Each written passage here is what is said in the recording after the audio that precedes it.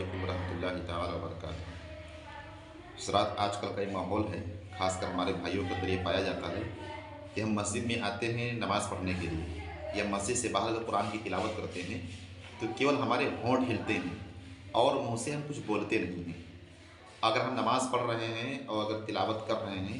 تو اگر ہمارے کیول ہونٹ ہلیں گے، اگر ہم کچھ منہ سے بولیں گے نہیں تو ہماری نماز نہیں ہو سکتی، ہماری تلاوت نہیں ہو سکتی ہے۔ لہٰذا اگر ہم نماز پڑھ رہے ہیں تو اگر ہمارے ہونٹ ہلے تو کم از کم اتنی آواز ضرور ہونی چاہیے، اگر بیچ میں کوئی رکاوٹ نہیں ہے تو کم سے کم اس آواز کو اپنے کانوں تک آپ سن سکیں۔ یا تلاوت کر رہے ہیں تو کم سے کم اتنی بلند آواز سے آپ تلاوت کریں کہ خود اگر بیچ میں کوئی رکاوٹ یا لاؤڈ اسپیکر کی رکاوٹ نہیں ہے تو آپ اپنی کانوں سے اس آواز کو سن سکیں۔ اگر آپ ایسا نہیں کرتے ہیں، مثال کے طور پر آپ نماز پڑھ رہے ہیں یا بہت سے ہمارے بھائی ایسا کر جو نماز پڑھتے ہیں ان کا ہونٹ بھی بند رہتا ہے، ہونٹ بھی نہیں ہلاتے ہیں اور کچھ منہ سے بولتے بھی نہیں ہیں، دل میں من ہی من میں پڑھتے ہیں، تو ان کا یہ پڑھنا نہیں ہے، ان کی تلاوت نہیں ہے۔ اگر وہ نماز پڑھ رہے ہیں تو ان کی نماز بارگاہ الہی میں قبول نہیں ہوگی۔ کتابوں کے اندر آیا ہے کہ جب بندے مومن جب نماز کے لیے کھڑا ہو تو دل میں خدا کا خوف رکھے اور قرآن کی تلاوت کم سے کم اتنی آواز سے ضرور کرے کہ اس تلاوت کو اپنے کانوں سے وہ سن سکے۔ اگر قرآن کی تلاوت کر رہے ہیں نماز سے باہر بھی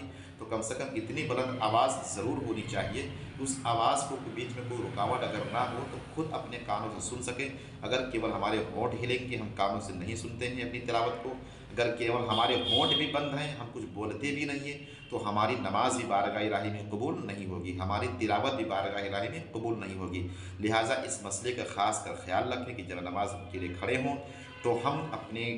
منہ سے اتنی بلند آواز سے پڑھیں کہ دوسرا نہیں لیکن خود اپنے کانوں سے ہم اپنی آواز کو سن سکیں کہ میں کیا کہہ رہا ہوں۔ شریعت اس کی اجازت دیتی ہے۔ السلام علیکم ورحمۃ اللہ۔